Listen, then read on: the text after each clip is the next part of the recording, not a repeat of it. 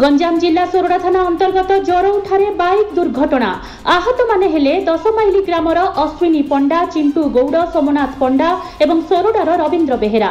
सूचना मुताबक 10 Miley grammar 3 जन बाइक जोगे सोरडारू निज ग्राम 10 माइली जाउथिबा बेले बाइकटी सोरडार जने वृद्धा रवींद्र बेहेरांक सह धक्का होई घटनास्थलरू चंपट मारिथिले। सेमाने स्थानीय लोक माने तांकु धरिबा पई चेष्टा करिथिले किंतु धरि पारिलेनी। किंतु उक्त 3 जन द्रुत गतिरे जाई सहर बाहर थिबा जराउठारे एक हॉर्न सह धक्का होई भारसाम्य हरे रास्ता पार्श्वरे थिबा विश्रामागार कांथरे पिटी होइतिले।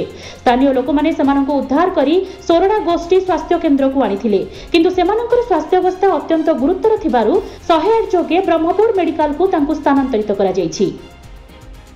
सोरडारू दिलीप कुमार पगड़ंक रिपोर्ट, संभव टीवी ओडिया।